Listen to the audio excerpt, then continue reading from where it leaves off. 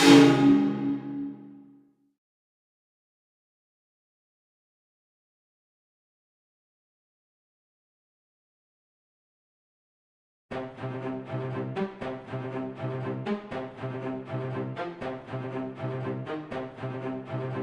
voilà le sens de notre combat. Il ne s'agit plus seulement d'organiser une alternance politique, il ne s'agit plus seulement de redresser l'économie, mais le combat que nous menons est beaucoup plus grave que ça. Il s'agit maintenant de sauver notre identité.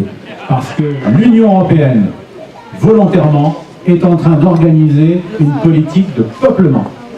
Une politique de peuplement. Et je le dis maintenant ouvertement depuis quelques jours.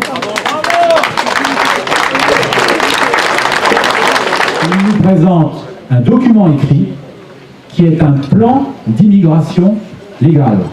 C'est-à-dire que ce document nous explique, il a été traduit dans toutes les langues, j'ai eu la version en français, ce document nous explique que des voies légales d'immigration vont être organisées par l'Union européenne.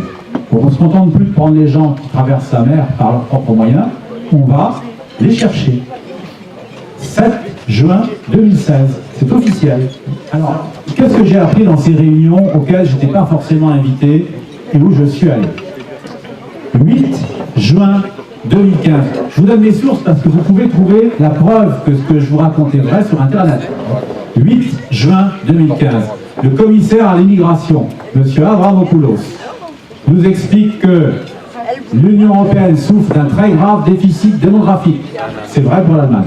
C'est vrai pour l'Allemagne, beaucoup moins pour nous. Et qu'en conséquence, il faut remplacer la population manquante par des migrants. C'est clair. Avec ses pensées, c'est le commissaire à l'immigration. Un député vert, qui est tout à fait d'accord avec l'idée, lui demande, monsieur Avramopoulos, c'est bien 17 millions, n'est-ce pas? Alors moi, je commence à me tasser sur mon siège, 17 millions, je dis, mais c'est pas possible, j'ai mal entendu, il y a une erreur de traduction. Et Avramopoulos vous répond, non, c'est pas 17 millions, c'est 50 millions à l'horizon 2060. C'est la commissaire aux affaires étrangères, l'italienne Madame Mogherini, qui parlait de toute autre chose, et puis à un moment donné, elle fait une digression, et elle parle de la politique migratoire de l'Union, et elle nous dit très clairement, ça a été diffusé sur Internet par Louis Alliot, cet extrait-là. Elle nous dit très clairement, ben voilà, on a un déficit démographique, il faut donc organiser une politique d'immigration. Et elle ajoute, je sais bien que les peuples n'aiment pas entendre ça, mais il faut s'y habituer. Donc vous voyez, voilà. Ce qui s'est passé récemment nous donne encore plus d'espoir. Je parle bien sûr du référendum en Hongrie.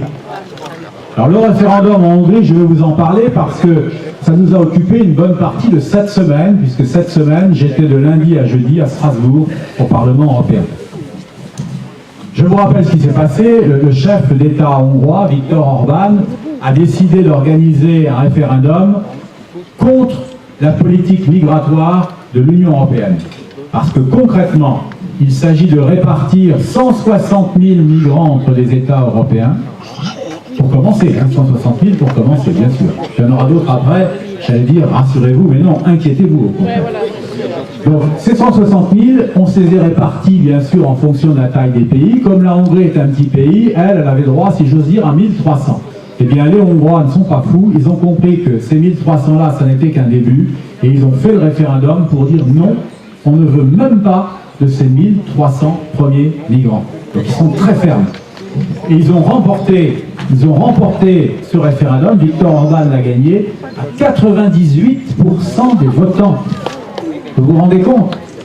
Eh bien, oui, c'est un score que je dois dire, on nous a obligés à voter en commission des libertés, l'a bien mal nommé, un rapport qui organise la contre-attaque. C'est le rapport In 't Veld, qui porte le nom de la députée néerlandaise qui a pris ce rapport en charge. Alors In 't Veld, c'est une ennemie vraiment du Front National.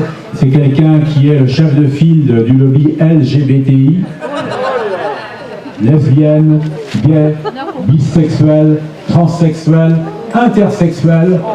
Ne me demandez pas ce que veut dire intersexuel, je suis perdu. Et maintenant, ils ajoutent même la lettre Q, queers. Et queers, c'est ceux qui ne savent plus à quel sexe ils appartiennent. Vous voyez ? Bon, tous les ans, ils en inventent un de plus.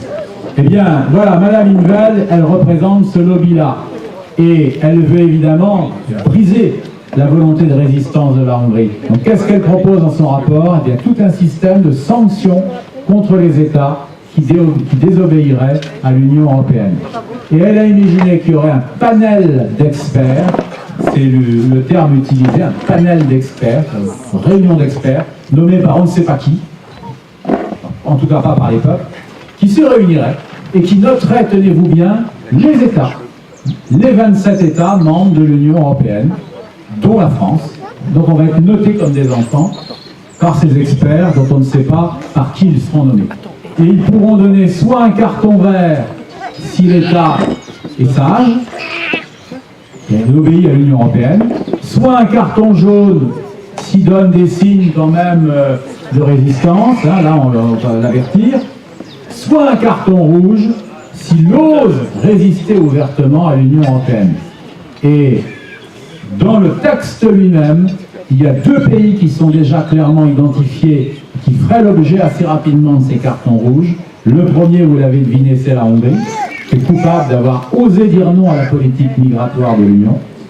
Et le deuxième, c'est la Pologne, qui ose résister à la fameuse théorie du genre, qui est évidemment portée par le lobby LGBTI.